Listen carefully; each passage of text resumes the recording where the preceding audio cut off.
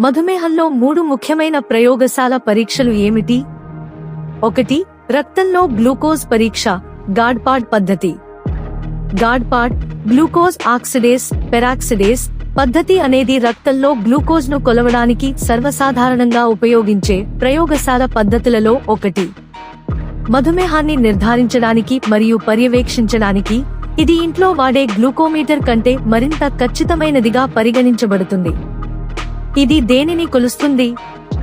ఇది మీ రక్తంలోని గ్లూకోజ్, చక్కెర యొక్క ప్రస్తుత స్థాయిని కొలుస్తుంది.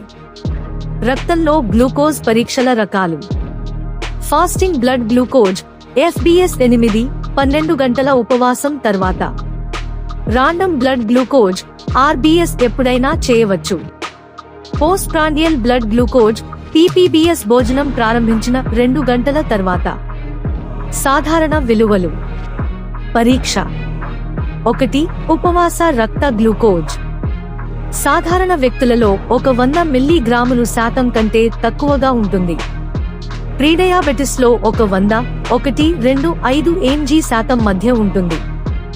డయాబెటిస్ రోగులలో ఇది 126 మిల్లీగ్రాములు శాతం కంటే ఎక్కువగా ఉంటుంది. 2. డయాబెటిస్ లో లక్షణాలతో పాటు యాదృచ్ఛిక రక్త గ్లూకోజ్ 200 మిల్లీగ్రాములు శాతం కంటే ఎక్కువగా ఉండవచ్చు. 3. భోజనం చేసిన 2 గంటల తర్వాత రక్త గ్లూకోజ్. సాధారణ వ్యక్తులలో 140 మిల్లీగ్రాములు శాతం కంటే తక్కువగా ఉంటుంది.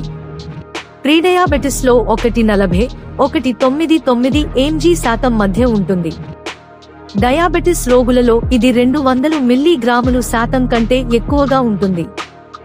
లాబొరేటరీ గ్లూకోజ్ పరీక్ష యొక్క ప్రయోజనాలు ఏమిటి? అత్యంత ఖచ్చితమైన లాబొరేటరీ పరీక్ష. డయాబెటిస్ను నిర్ధారించడానికి ప్రామాణిక పద్ధతి. హైపోగ్లైసిమియా మరియు హైపర్గ్లైసిమియాను గుర్తించడానికి ఉపయోగపడుతుంది. గ్లూకోమీటర్లతో పోలిస్తే వినియోగదారుడి సాంకేతిక నైపుణ్యం దీనిపై తక్కువ ప్రభావం చూపుతుంది. లాబొరేటరీ గ్లూకోజ్ పరీక్ష యొక్క పరిమితులు ఏమిటి? ఇది కేవలం పరీక్ష చేసే సమయంలోని రక్తంలో చక్కెర స్థాయిని మాత్రమే ప్రతిబింబిస్తుంది. ఇటీవలి భోజనం, ఒత్తిడి, అనారోగ్యం, వ్యాయామం మరియు మందుల వల్ల ప్రభావితం కావచ్చు. ఇది దీర్ఘకాలిక గ్లూకోజ్ నియంత్రణను సూచించదు. 2. HbA1c glycated haemoglobin. రక్తంలో గ్లూకోజ్ నిరంతరం అధికంగా ఉండటం వల్ల శరీరమంతటా కణజాలం గ్లైకేషన్ చెందుతుంది.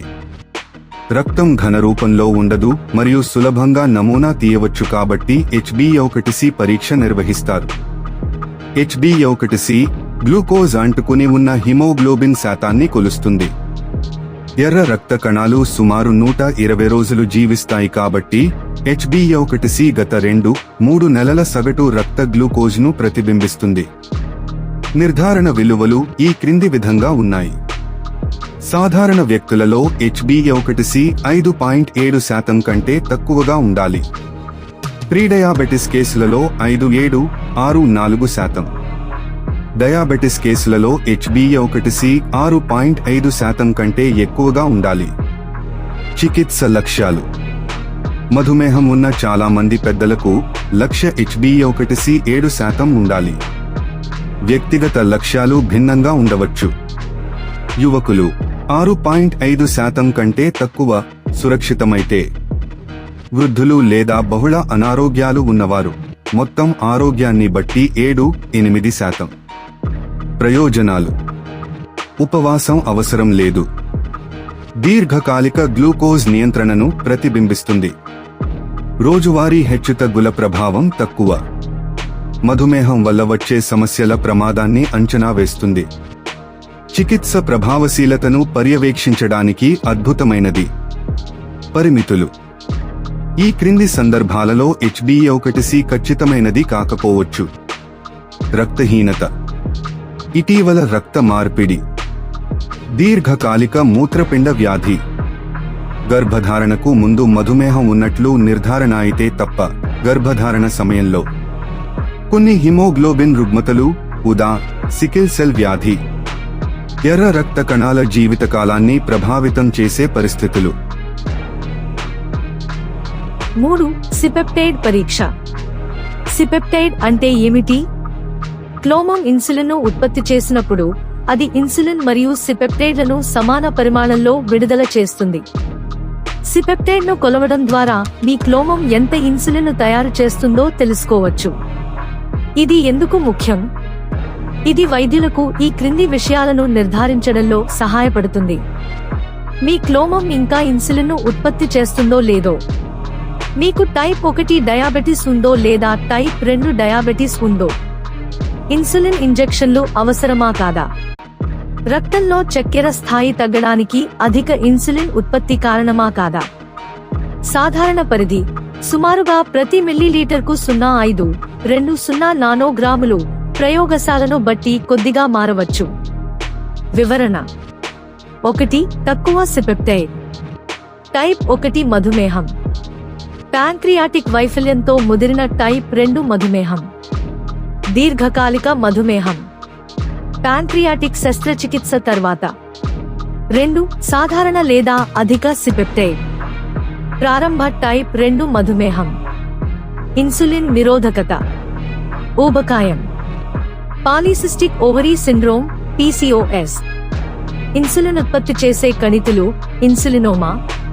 ప్రయోజనాలు: సహజ ఇన్సులిన్ ఉత్పత్తిని చూపిస్తుంది. మధుమేహం రకాన్ని వర్గీకరించడంలో సహాయపడుతుంది. చికిత్స ప్రణాళికలో సహాయపడుతుంది. కారణం తెలియని హైపోగ్లైసిమియాలో ఉపయోగపడుతుంది. బయటి నుండి తీసుకునే ఇన్సులిన్ సిపెప్టైడ్ పరీక్షను ప్రభావితం చేయదు. పరిమితులు: మధుమేహం కోసం ఇది ఒక సాధారణ స్క్రీనింగ్ పరీక్ష కాదు.